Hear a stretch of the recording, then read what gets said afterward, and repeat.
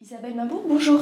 Bonjour Samira. Vous êtes directrice de l'Opco Mobilité, merci de nous accueillir aujourd'hui. Avec plaisir. J'ai quelques questions à vous poser. On va commencer par la première. Aujourd'hui, le secteur du transport routier connaît les chamboulements technologiques. Comment l'Opco Mobilité adapte ses orientations afin de pouvoir décliner les politiques de formation?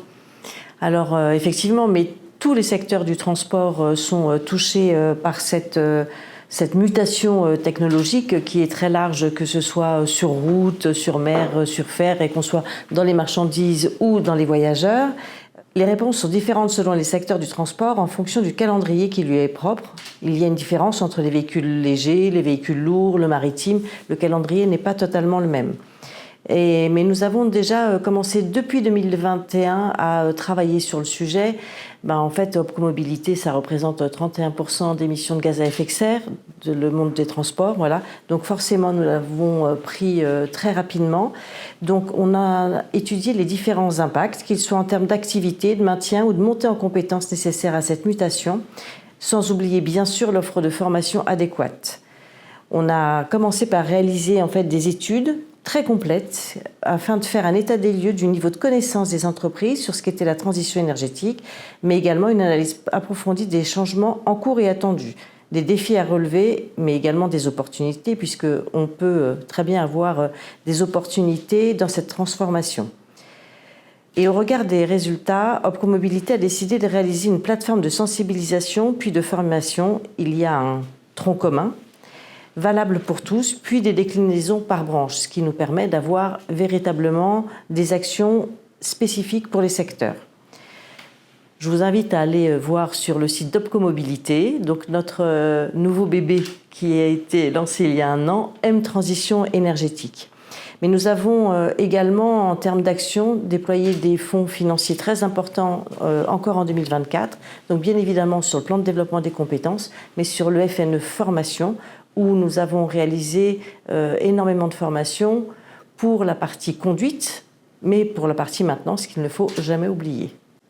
Et quels sont les axes de développement prioritaires de l'Opco Mobilité pour l'attractivité des métiers de la mobilité et surtout pour répondre aux enjeux de demain? Alors il n'y a pas qu'une réponse, parce que la promotion des métiers, elle est multiple. Elle passe bien évidemment par le terrain avec des salons de promotion sur l'orientation, sur la reconversion, avec les demandeurs d'emploi. On en a fait près de 150 l'an passé, et autant cette année. Mais c'est également une campagne média qui a été excessivement importante. Elle s'est déroulée sur les mois de mai et le mois d'avril. Nous avons eu 176 millions de vues de la campagne, plus de 54% par rapport à 2024, un score que nous n'avions jamais réalisé. Mais elle s'est déclinée avec des spots TV sur la plateforme Prime Video, sur YouTube, dans 550 salles de cinéma, mais bien évidemment sur tous les réseaux sociaux qui sont connus. On a joué un petit peu la rupture avec l'intelligence artificielle, puisque ça nous a permis justement de baisser la facture et d'avoir des plateformes bien plus importantes que celles de l'an passé, puisqu'on a obtenu quasiment plus de 50% de vues supplémentaires de vues par rapport à l'an passé. Mais cette première étape, elle était vraiment principalement sur l'orientation et nous ciblions vraiment les jeunes avec la campagne de l'alternance.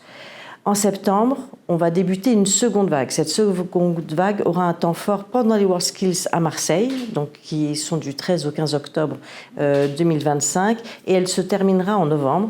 Cette seconde étape, elle est toujours bien évidemment axée sur l'orientation, mais également avec des messages cibles pour les décrocheurs universitaires. C'est une cible qu'on connaît peu et qui ont besoin par contre de se réorienter rapidement, mais également les demandeurs d'emploi et pour les salariés en souhait de reconversion. Bien évidemment, ça ne suffit pas. Nous nouons des partenariats avec tout l'écosystème de l'orientation et de la formation professionnelle, ce qui permet de faire connaître au mieux tous les métiers de la mobilité.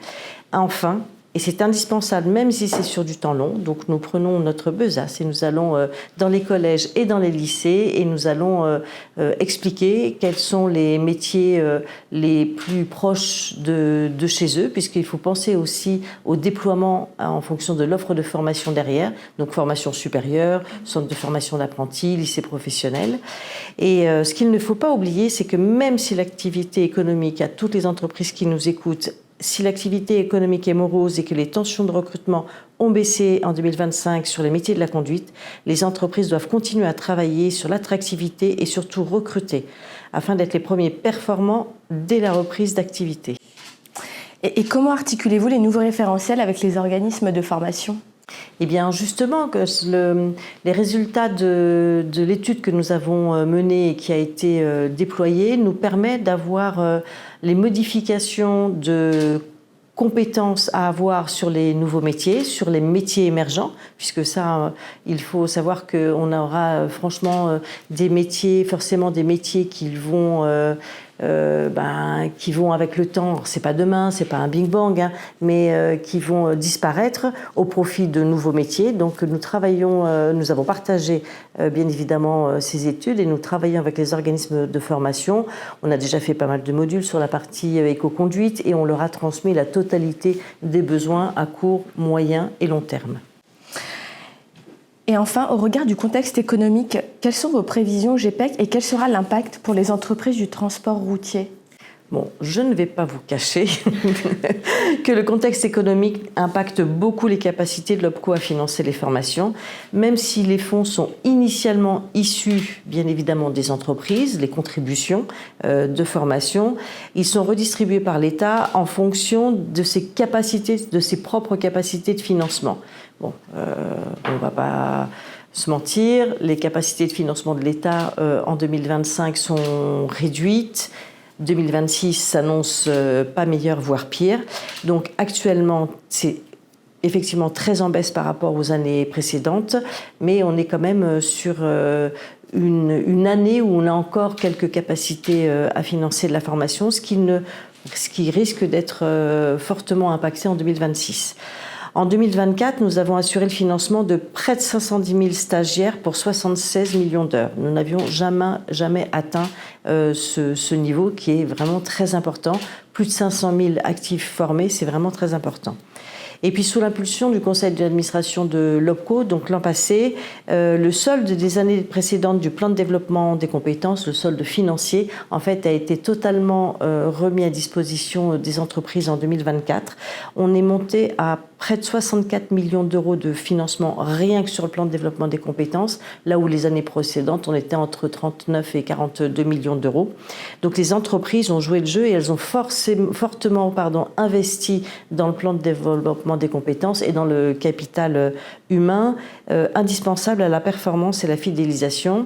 Donc elles ont gardé ce trend d'investissement, ce qui est très bien pour 2025, mais comme les fonds sont en baisse puisque nous n'avons plus de FNE formation, voilà, forcément ça se répercute directement pour les entreprises de moins de 50 sur le plan de développement des compétences. Donc j'espère qu'on arrivera à tenir jusqu'au 31 décembre de cette année pour pouvoir financer la totalité des besoins des entreprises. On a obtenu également 7,5 millions de fonds sociaux européens, de FSE+, qui permet aux entreprises, avec un cofinancement de 50%, de pouvoir encore réinvestir dans la formation.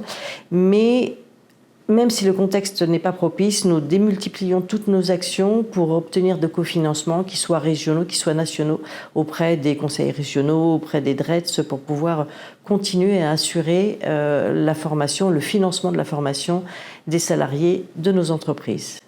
Merci beaucoup Isabelle. Merci beaucoup Samira, à vous et à OTRE.